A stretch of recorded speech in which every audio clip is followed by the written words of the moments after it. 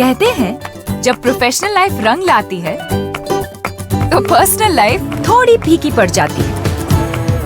गलत, बस बैलेंस जरूरी है। जैसे एक्स्ट्रा लाल और एक्स्ट्रा तेज एक ही चिली पाउडर में हो सकते हैं।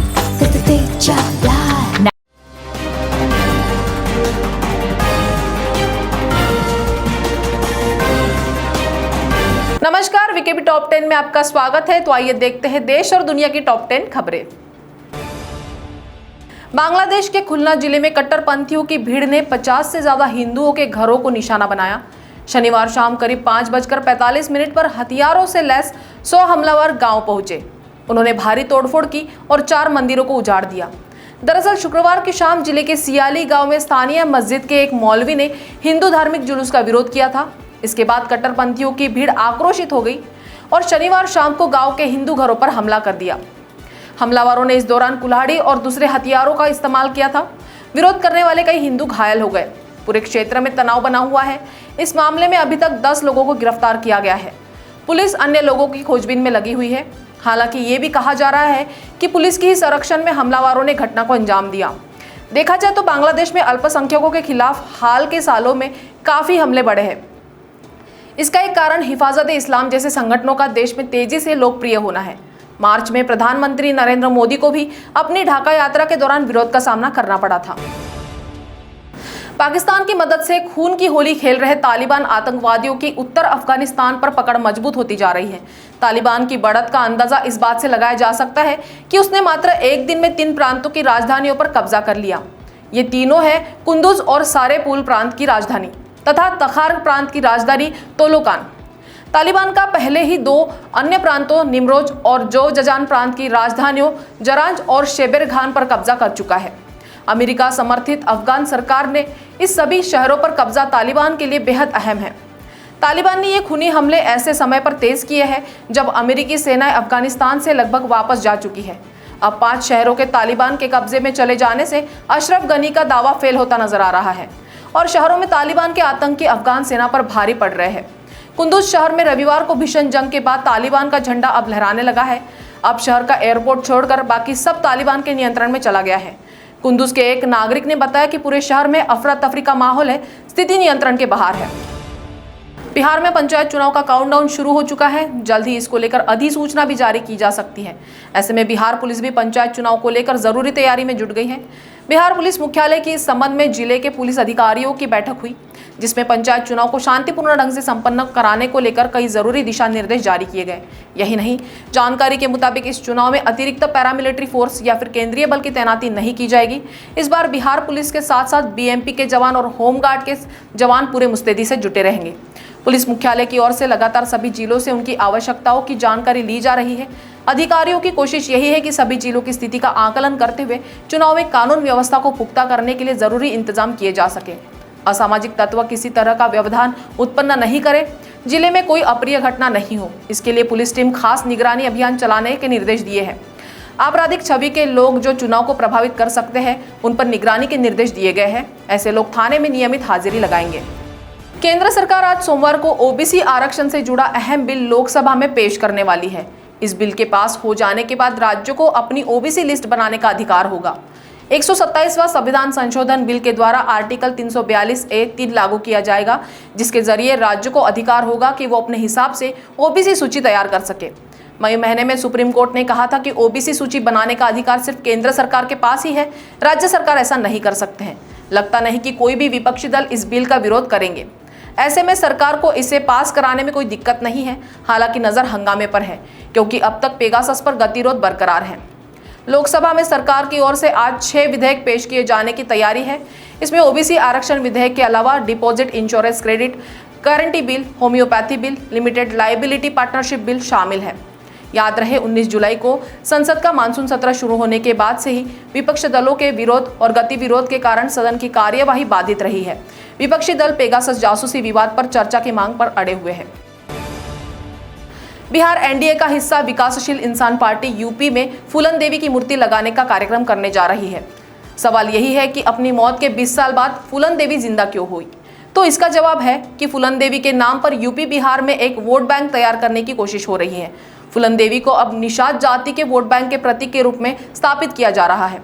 बिहार सरकार में मंत्री मुकेश सहनी ने बहुत साफ गोई के साथ स्वीकार किया कि जब पासवान समाज की पार्टी और एलजेपी बन सकती है, कुर्मी बिरादरी का अपना दल हो सकता है, यादवों की आरजेडी और दलित समाज की बहुजन समाज पार्टी बन सकती है, तो हम निषाद समाज की पार्टी अलग क्यों नहीं बना सकते। विकासशील इंसान पार्टी को बिहार के पिछले चुनाव में 4 सीटों पर जीत दर्ज करने में कामयाबी मिली है और वह सरकार का हिस्सा भी बनी है। यूपी के चुनाव के मद्देनजर वह पार्टी का विस्तार कर रहे हैं, तो उन्हें एक प्रतीक की जरूरत हुई और फूलन देवी को उन्होंने प्रतीक के रूप में चुन लिया। याद रहे, यूपी के चुनाव में महज 6 महीने बचे हैं।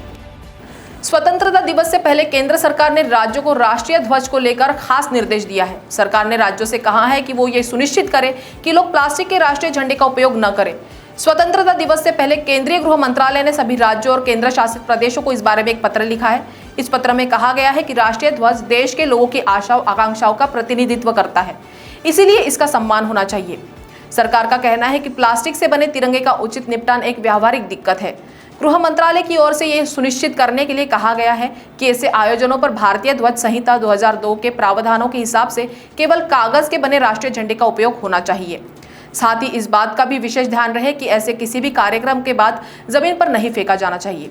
राष्ट्रीय ध्वज के लिए सबके मन में स्नेह और वफादारी है, फिर भी राष्ट्रीय ध्वज के प्रदर्शन पर लागू होने वाले कानूनों और परंपराओं के संबंध में जागरूकता की कमी है।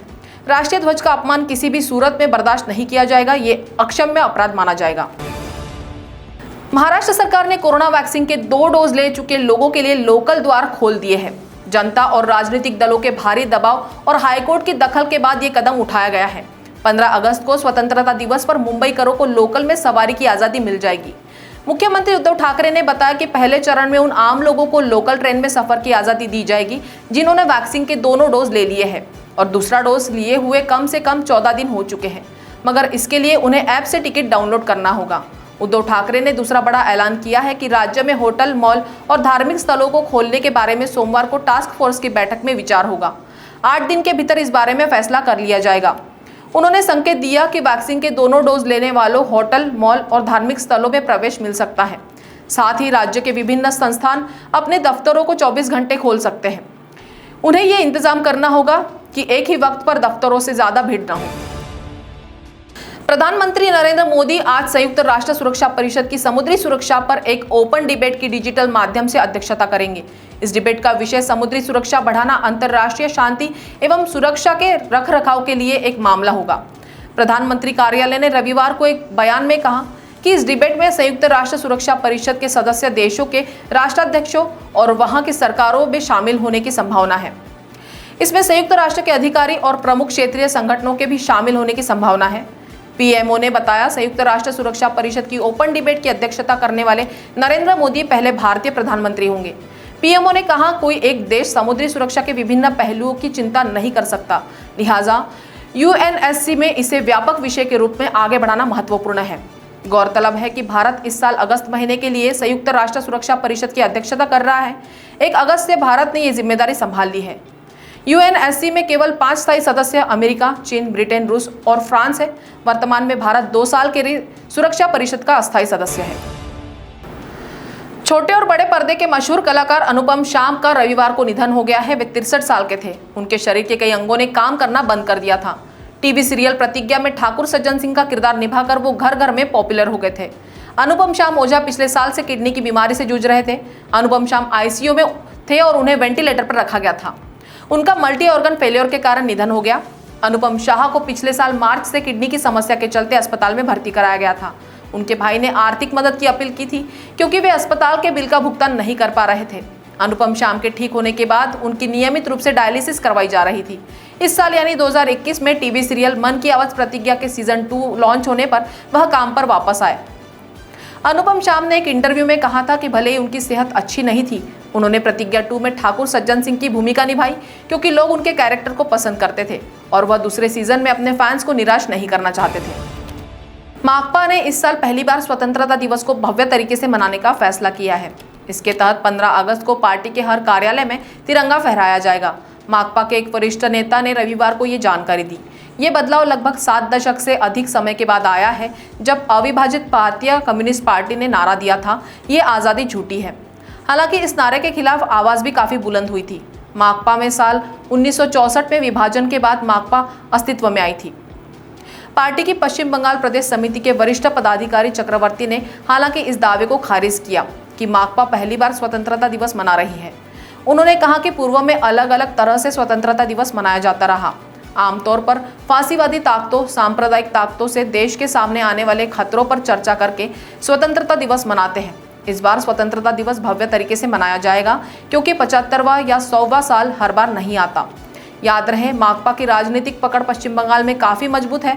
दल को चुनावों में भारी बहुमत मिलता रहा है। इसके अपने कैडर वोट भी है।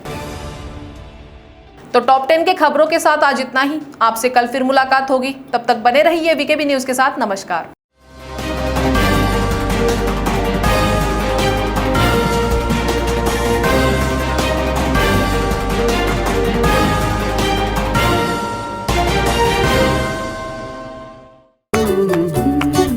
कहते हैं जब प्रोफेशनल लाइफ रंग लाती है तो पर्सनल लाइफ थोड़ी फीकी पड़ जाती है।